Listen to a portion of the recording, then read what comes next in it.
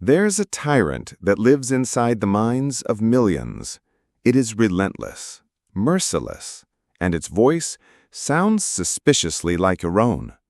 It is the inner critic, the constant nagging voice that catalogs your flaws, replays your mistakes, and whispers the poison of not good enough into the quiet moments of your life.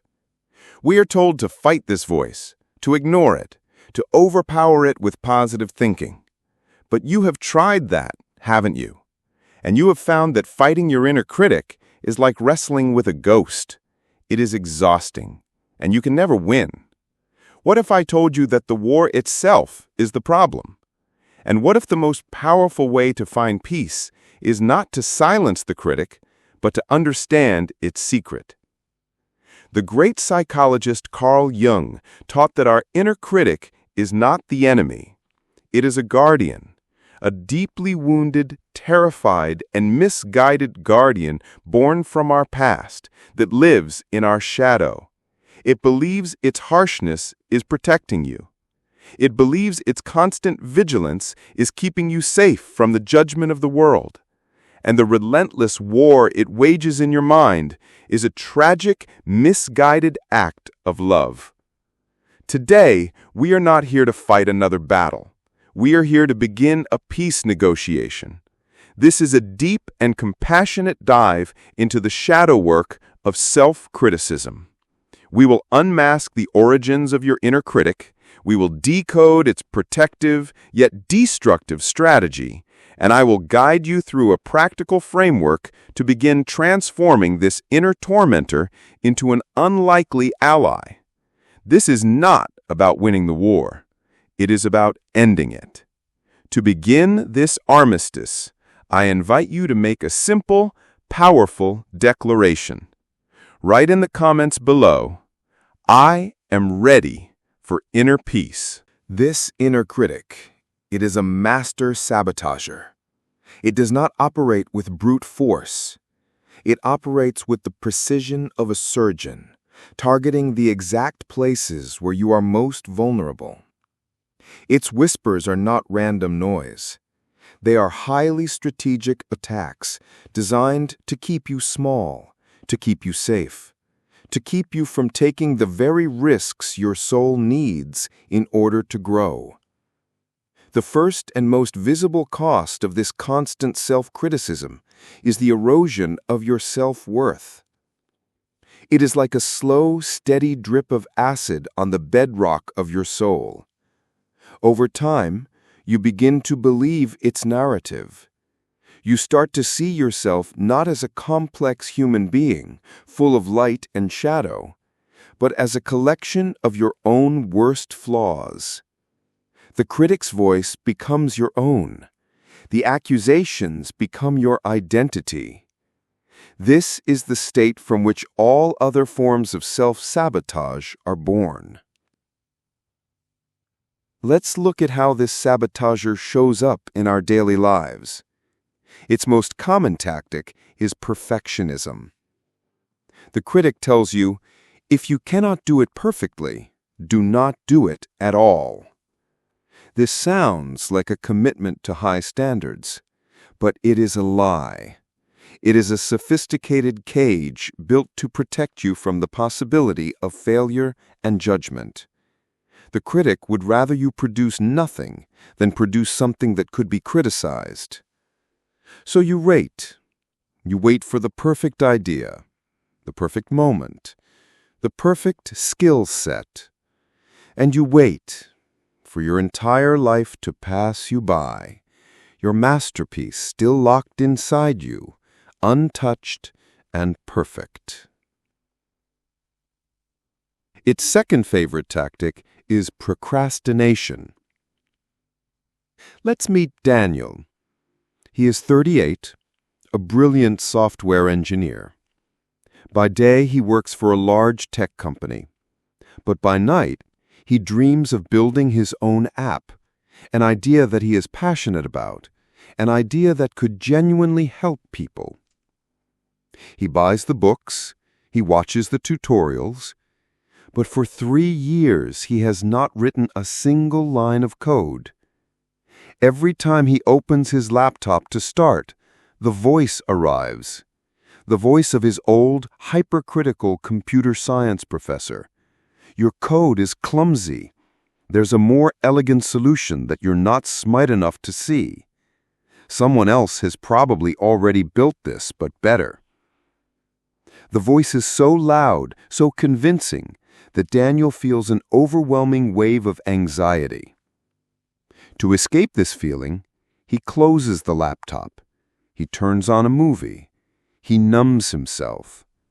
His procrastination is not laziness. It is an anxiety management strategy. It is a desperate attempt to escape the pain of his own inner critic. The critic, in its misguided attempt to protect him from the shame of potential failure, has successfully sabotaged his dream. The third and perhaps most painful tactic of the inner critic is comparison. The critic is a master of finding evidence for your inadequacy, and its favorite place to shop for evidence is on the curated highlight reels of other people's lives. It scrolls through social media, pointing out all the ways you do not measure up. Look at her success. You are so far behind. Look at their happy family. What is wrong with yours? Look at his talent. You will never be that good. Comparison is the critic's poison of choice. It is a game that is rigged from the start, a game you can never win. And it serves one purpose: to reinforce the core belief that you are fundamentally flawed and that the safest thing to do is to hide. Perfectionism, procrastination, comparison. These are not your character flaws. They are the symptoms of an inner war. They are the defensive strategies of a psyche that is under constant attack from itself. The exhaustion you feel is not just from your job or your family. It is the profound, soul-deep fatigue of being in a constant state of civil war. This is the foundational understanding of this particular kind of shadow work. The problem is not the critic itself. The problem is your relationship to it. For most of our lives, we have had only two options. Option 1. We believe the critic. We let its voice become our truth, and we live a small, fearful life under its tyranny. Option 2. We fight the critic. We try to argue with it, to suppress it, to drown it out with positive affirmations. But this, as Carl Jung knew, is like trying to fight your own shadow. The more you fight it, the bigger and darker it becomes. The very act of fighting gives it energy. It proves that you are taking it seriously. So if believing it is a prison, and fighting it is a futile war, what is the third option? The third option is the radical, compassionate, and liberating path that Jung illuminated. It is the path of turning towards the critic, not as an enemy to be defeated, but as a messenger to be understood. It is the courage to ask the question we have been too afraid to ask. Not, how do I shut you up? But, what are you so terrified of? The answer to that question is the key that unlocks the entire prison. It is the beginning of a journey that leads not to the silence of the critic, but to the peace of your own integrated, whole, and compassionate self. To begin a peace negotiation with your inner critic, you must first understand your adversary. You must understand that it is not a monster. It is a ghost of a past experience, a ghost of an external voice that you internalized so long ago you have forgotten it is not your own. This is a foundational insight of Carl Jung's psychology. The voices in our head are often the echoes of the voices that once surrounded us.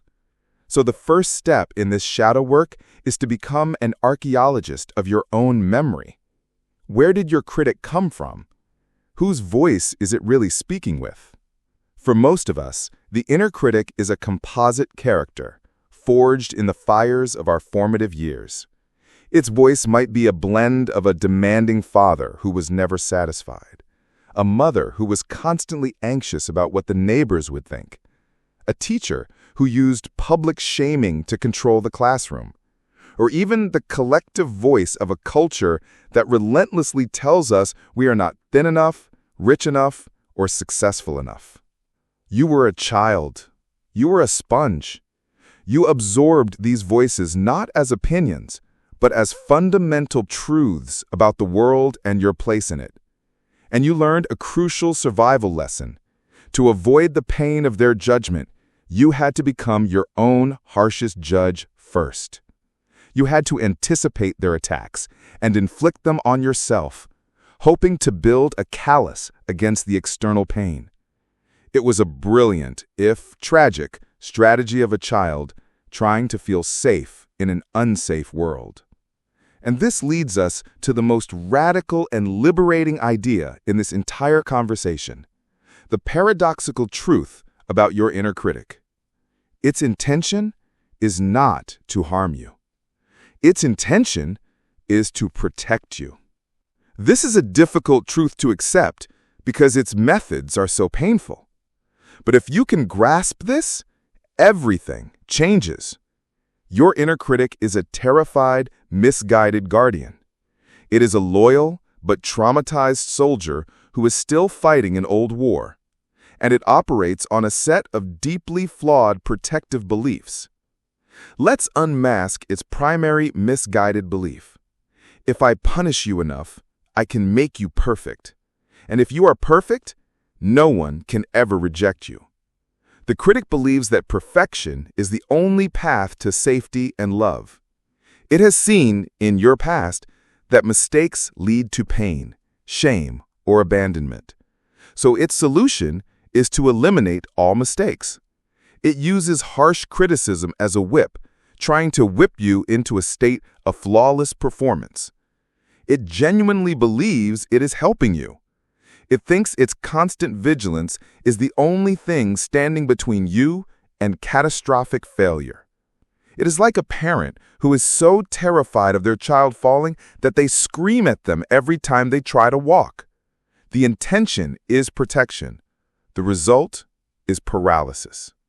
The second misguided belief is this: if I keep you small, I can keep you safe. The critic is terrified of visibility, because visibility means you can be seen, and to be seen means you can be judged. So it sabotages any attempt you make to shine too brightly. Let's imagine a woman, a talented executive, who is offered a major promotion. This should be a moment of celebration. But as she considers it, her inner critic goes into overdrive. You're not ready for that. You're going to be exposed as a fraud. The pressure will destroy you. Stay where you are. It's safer here. This is not a rational assessment of her abilities.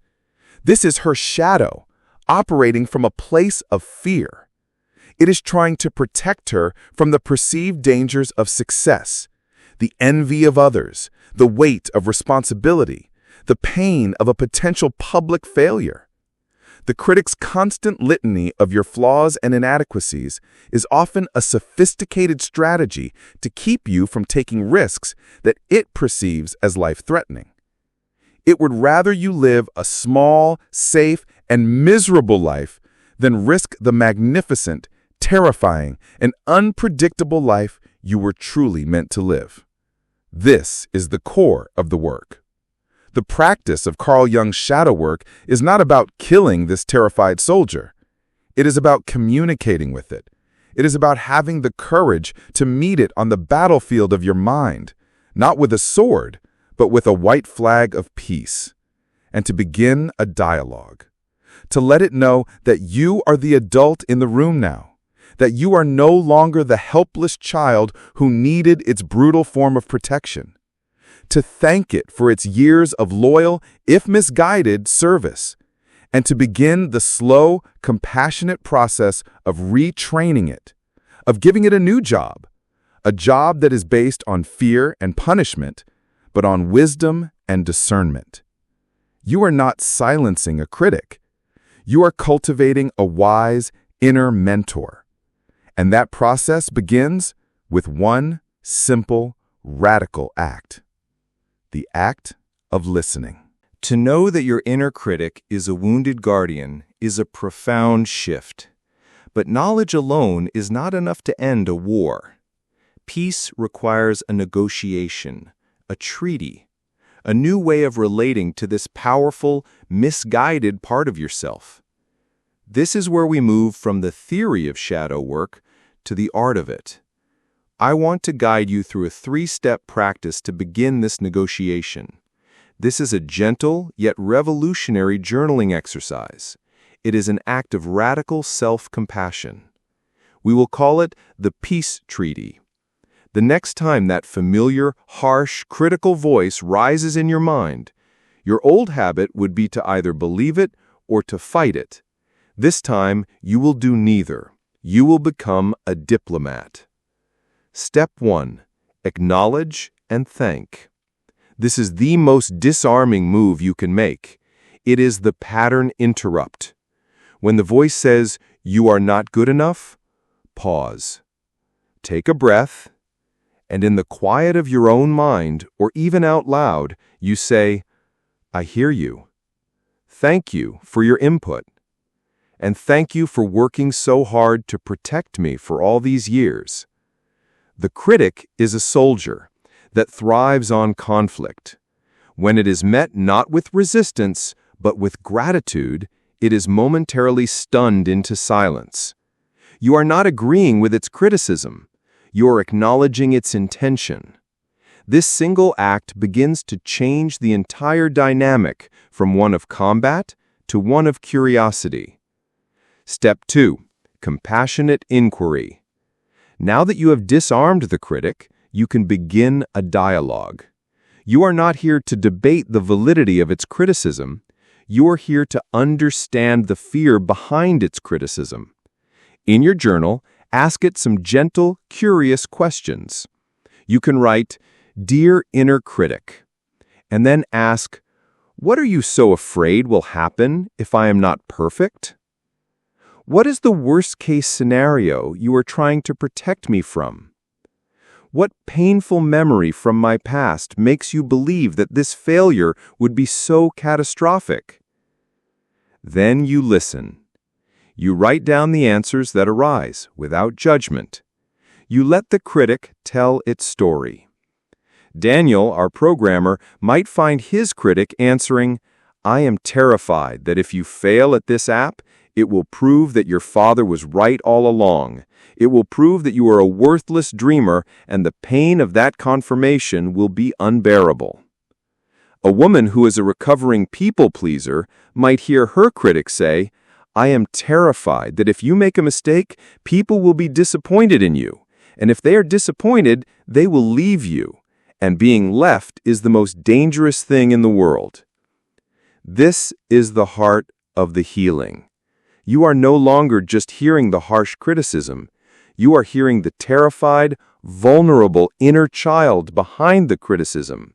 You are hearing the wound. And this leads to the final, liberating step. Step 3. Propose a new role. The critic has had the same job for decades. The job of being a harsh, relentless, punishing guard. It is exhausted, and its methods are outdated. It is time to offer it a promotion, a new job description. Based on the fears and needs you have uncovered, you will propose a new agreement. You write, "I understand your fear. I understand you are trying to protect me from the pain of judgment and failure. I am the adult now, and I can handle those feelings. Your old job is complete. I want to offer you a new, more honorable role." And then you give it a new title. Instead of the inner critic, Perhaps it can become the inner mentor. Instead of the inner judge, the wise counselor. Instead of the tormentor, the champion of excellence. And you define its new job. Let's imagine the agreement with Daniel's critic. Your new role is the champion of excellence. Your job is no longer to tell me I will fail. Your new job is to use your incredible eye for detail to help me find bugs in my code after I have written it. You are no longer the gatekeeper who prevents me from starting. You are the quality control expert who helps me finish. We are on the same team now. Or for the recovering people pleaser. Your new role is the guardian of my well-being. Your job is no longer to criticize me to make others happy. Your job is to remind me when I'm getting tired, to give me permission to rest, to celebrate my courage when I set a boundary. This is a profound act of psychological alchemy. You are not killing a part of yourself. You are giving it a path to evolve. You are taking the raw, fearful energy of the critic and consciously redirecting it into a supportive, discerning, and wise function. This is the essence of what Carl Jung meant by integration.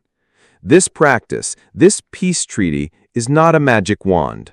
The critic will not transform overnight. It is a deeply ingrained habit. But each time you perform this act of compassionate dialogue, you are weakening the old toxic pattern. You are building a new neural pathway. You are slowly, patiently teaching an old soldier that the war is over.